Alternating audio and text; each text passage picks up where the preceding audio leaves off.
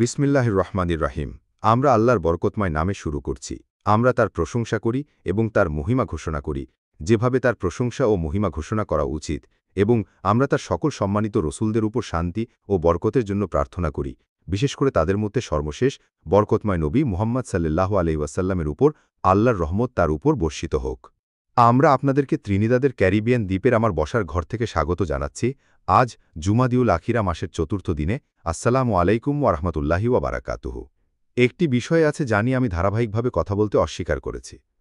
লোকেরা আমাকে ব্যক্তিগতভাবে অনুরোধ করেছে, প্লিজ শেখ, আমরা ব্যক্তিগতভাবে কথা বলছি, প্লিজ শেখ আমার সাথে কথা বলুন এবং রাশিয়া ও ইসরায়েলের মধ্যে সম্পর্কটা আমাকে ব্যাখ্যা করুন।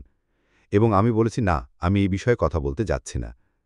কিন্তু আজ আল্লাহর প্রশংসা, আমি প্রথমবারের মতো এই বিষয়ে কথা বলতে পারি, কিন্তু আমি এই বিষয়ের সব দিক নিয়ে কথা বলতে যাচ্ছি না। আমি এই বিষয়ের শুধুমাত্র একটি অংশ নিয়ে কথা বলবো, এবং সময় যত এগোবে, যদি আমার জীবন থাকে, আমি আরও বেশি করে ব্যাখ্যা করব ইসলামী পরকাল তত্ত্বের দৃষ্টিকোণ থেকে অর্থোডক্স খ্রিস্টান রাশিয়া এবং ইসরায়েল রাষ্ট্রের মধ্যেকার সম্পর্ক। এখন তাহলে শুনুন। কুরআন বলে যে তারা তাদের পরিকল্পনা করে আর আল্লাহ তার পরিকল্পনা করেন, এবং আল্লাহই সর্বশ্রেষ্ঠ পরিকল্পনাকারী। তো ২০১৪ সালে তারা উদযাপন করতে সক্ষম হয়েছিল, আমরা সর্বকালের সেরা কালার রেভলিউশন বা রঙিন বিপ্লব সফলভাবে সম্পন্ন করেছি। এমন সাফল্য আগে কখনো আসেনি। যখন তারা পরিবর্তন করতে সক্ষম হয়েছিল, মাফ করবেন, একটি কালার রেভলিউশনের মাধ্যমে তারা ইউক্রেনের সরকারকে পরিবর্তন করতে সক্ষম হয়েছিল, এমন একটি সরকার থেকে যা রাশিয়ার প্রতি বন্ধুত্বপূর্ণ ছিল, এমন একটি সরকারের দিকে যা রাশিয়ার প্রতি শত্রুভাবাপন্ন ছিল। এবং তারা এটা করেছিল একটি কালার রেভলিউশনের মাধ্যমে। তারা বিলিয়ন বিলিয়ন ডলার খরচ করেছিল, আমি বিশ্বাস করি, ইউক্রেনে এই সরকার পরিবর্তন আনার জন্য। এবং তারা উদযাপন করেছিল, ও হ্যাঁ, তারা ২০১৪ সালে উদযাপন করেছিল। কিন্তু তারা তাদের উদযাপন শুরু করতে না করতেই আল্লাহ পরিকল্পনা কার্যকর হতে শুরু করে, এবং তাদের পরিকল্পনা বুমেরাং হতে শুরু করে, এবং ২০১৪ থেকে আজ পর্যন্ত পরিকল্পনাটি তাদের উপরই উল্টো ফল দিচ্ছে।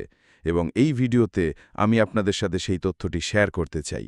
২০১৪ সালের কালার রেভলিউশনের পরে প্রথম যে ঘটনাটি ঘটেছিল তা হল রাশিয়া সফলভাবে ক্রিমিয়াকে রাশিয়ান অঞ্চল হিসাবে পুনরুদ্ধার করেছিল। আচ্ছা, আমার এই বিষয়ে বিস্তারিত বলার প্রয়োজন নেই। যখন ক্রিমিয়া রাশিয়ায় ফিরে আসে, আমি মালয়েশিয়ার কুয়ালালামপুরে ছিলাম, এবং আমি বলেছিলাম, এবার আমার উদযাপন করার সময়, কারণ যেই ক্রিমিয়া নিয়ন্ত্রণ করে সেই কৃষ্ণসাগরও নিয়ন্ত্রণ করে, এবং কৃষ্ণসাগর কোরআনে উল্লেখ আছে। কোরআন বলে আউযু বিল্লাহি মিনাশ শাইতানির রাজিম সূরা আল কাহফে আইনুন হামিয়ার কথা, এবং কোরআনের ভাষ্যকার ইবনে কাসির বলেছেন যে ওটাই কৃষ্ণসাগর। যেই ক্রিমিয়া নিয়ন্ত্রণ করে সেই কৃষ্ণসাগর শাসন করে, এবং তাই এটি ছিল ৬ আর ৩-এ নয়, প্রায় ১০ বছর আগে আমি বলেছিলাম যে যখন আল্লাহ জুলকারনাইন সম্পর্কে বলেছিলেন এমন একটি ঘটনা যা ইতিহাসে দুবার ঘটবে, দুটি প্রজন্ম, দুটি জাতি, আল্লাহ দুটি সিং সম্পর্কে কথা বলছিলেন না, এবং তিনি কোনো আলেকজান্ডার বা সাইরাস বা দারিয়াস সম্পর্কে কথা বলছিলেন না। না না না, যখন তিনি জুলকারনাইন সম্পর্কে বলেছিলেন, তিনি এমন একটি ঘটনা সম্পর্কে বলছিলেন যা ইতিহাসে দুবার ঘটেছে, এবং প্রথমটি ইতিমধ্যে কোরআনে ব্যাখ্যা করা হয়েছে, এবং সেই প্রথমটিতে কৃষ্ণসাগর উপস্থিত রয়েছে। এবং আমি ১০ বছর আগে যুক্তি দিয়েছিলাম যে যখন কারনাইনের দ্বিতীয় কারণ ঘটবে, তখন বিশ্ব কৃষ্ণসাগরে ঘটনা ঘটতে দেখবে, এবং ২০১৪ সালে এটাই ঘটেছিল। কিন্তু এটা আজ আমার আলোচনার বিষয় নয়। আপনারা যারা আমার কথা শুনছেন এবং আপনারা যাদের চিন্তা করার ক্ষমতা আছে, তারা বুঝতে সক্ষম হবেন যে গত ১০ বছরে কি ঘটছে, যেখানে কৃষ্ণসাগর আপনাদের গবেষণার কেন্দ্রবিন্দু। এখন তাহলে শুনুন। এটি ছিল পরিকল্পনার প্রথম বুমেরাং, যে তারা ক্রিমিয়া হারিয়েছে, এবং তারপর দ্বিতীয় অংশটি আসে, যেখানে ইউক্রেনের সেই অংশ যা ছিল রুশভাষী এবং রাশিয়ার সীমান্তবর্তী, তারা এমন একটি নতুন সরকারকে গ্রহণ করতে অস্বীকার করে যা রাশিয়ার প্রতি শত্রুভাবাপন্ন ছিল, এবং যা একটি কালার রেভলিউশনের মাধ্যমে প্রতারণাপূর্ণভাবে আনা হয়েছিল।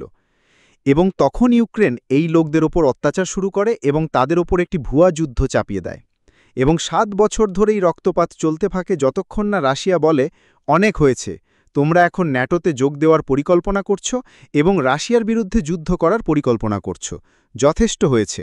এবং রাশিয়া হস্তক্ষেপ করে এবং ইউক্রেনের এই অংশগুলো যারা ছিল রুশ জনগোষ্ঠী তারা রাশিয়ায় যোগদানের পক্ষে ভোট দেয় এবং এভাবেই পরিকল্পনাটি আরও বড় আকারে বুমেরাং হয়। কিন্তু আমাদের আলোচনার জন্য যা গুরুত্বপূর্ণ তা হল ২০১৪ সালের আগে রাশিয়া তখনও নিষ্পাপ ছিল। হ্যাঁ, ২০১৪ সালের আগে রাশিয়া তখনও আশা করত যে ইউরোপ এবং মার্কিন যুক্তরাষ্ট্র ও ব্রিটেনের সাথে কোনোভাবে একটি সমীকরণ তৈরি করা যাবে এবং বেঁচে থাকার ও বাঁচতে দেওয়ার কোনো উপায় খুঁজে পাওয়া যাবে। এটা ছিল রাশিয়ার নিষ্পাপতা, রাজনৈতিক নিষ্পাপতা, অর্থনৈতিক নিষ্পাপতা, আর্থিক নিষ্পাপতা, সামরিক নিষ্পাপতা। কিন্তু তারপর থেকে যখন রাশিয়া ২ বছর আগে ইউক্রেনে সামরিকভাবে হস্তক্ষেপ করে তখন পরিস্থিতি পাল্টে গেছে এবং রাশিয়ার সেই করুণ নিষ্পাপতার অবস্থায় বাস করছে না। রাশিয়া উপলব্ধি করেছে যে এটাই আমাদের শত্রু। পশ্চিমা বিশ্ব এবং ন্যাটো রাশিয়ার প্রতি আপোষহীনভাবে শত্রুভাবাপন্ন এবং এটি পরিবর্তন হবে না। এবং যখন রাশিয়া এই উপলব্ধিতে জেগে ওঠে যে কখনোই কোনো সমীকরণ হতে পারে না, তখন রাশিয়া বাকি বিশ্বের দিকে তাকাতে শুরু করে এবং রুশ-ইরানি জোট এত দ্রুত এবং সহজে গড়ে ওঠে। আর রাশিয়া আর ইরানের মধ্যে একটি জোট ইসরায়েলের জন্য দুঃসংবাদ। রাশিয়া এবং ইরানের মধ্যে একটি জোট ইসরায়েলের জন্য দুঃসংবাদ, এবং তাই রাশিয়া ও ইরানের মধ্যে জোটটি ছিল ইসরায়েল রাষ্ট্রের আসল অবস্থা ও বাস্তবতা সম্পর্কে রাশিয়ার জাগরণের শুরু। এবং এই সময়ে যখন ইউক্রেনে যুদ্ধ চলছে এবং পশ্চিমা বিশ্ব কূটনৈতিক যুদ্ধ, রাজনৈতিক যুদ্ধ, অর্থনৈতিক যুদ্ধ, নিষেধাজ্ঞা সবকিছু ইসরায়েলের উপর চাপিয়ে দিচ্ছে, দুঃখিত, রাশিয়ার উপর, এই ২ বছরে রাশিয়া তার পররাষ্ট্রনীতি পরিবর্তন করছে। সেই নিষ্পাপতা, সেই করুণ নিষ্পাপতা এখন পররাষ্ট্রনীতিতে বাস্তবতাবাদের পথ করে দিয়েছে এবং রাশিয়া এখন ইসলামী বিশ্বের অনেক কাছাকাছি চলে আসছে। কিন্তু আরও গুরুত্বপূর্ণ বিষয় হল রাশিয়ার চোখ খুলছে এবং রাশিয়া এখন ইসরায়েলকে নিঃসন্দেহে একজন নিপীড়ক হিসেবে দেখছে। সুতরাং ২ বছর আগের রাশিয়া এবং আজকের রাশিয়া এক নয়। এই ২ বছরে ইউক্রেনে যুদ্ধ চলার সময় ইসরায়েলের সাথে রাশিয়ার সম্পর্ক নাটকীয়ভাবে পরিবর্তিত হয়েছে এবং যখন ইসলামী জোট ইসরায়েলের উপর আক্রমণ শুরু করে এবং তারপর ইসরায়েল গণহত্যার মাধ্যমে জবাব দেয়, এখন দেখুন কি ঘটেছে। তারা তাদের পরিকল্পনা করেছিল এবং আল্লাহ তার পরিকল্পনা করেছিলেন এবং আল্লাহই সর্বশ্রেষ্ঠ পরিকল্পনাকারী। এখন ইসরায়েল বুঝতে পারছে যে রাশিয়া এখন ইসরায়েলের প্রতি শত্রুভাবাপন্ন। আমি যথেষ্ট বলেছি, আমার এই বিষয়ে আর কিছু বলার দরকার নেই, যদিও বলার মতো আরও অনেক কিছু আছে, কিন্তু আমি এটি আপনাদের সাথে শেয়ার করতে চাই কারণ অতীতে আমি রাশিয়ার সাথে ইসরায়েলের সম্পর্ক নিয়ে কথা বলতে অস্বীকার করেছি এবং এখন আজ প্রথমবারের মতো আমি আপনাদের বলতে সক্ষম হচ্ছি রাশিয়া এখন ইসরায়েলের প্রতি শত্রুভাবাপন্ন। ধন্যবাদ। ওয়াসসালামু আলাইকুম ওয়া রাহমাতুল্লাহ।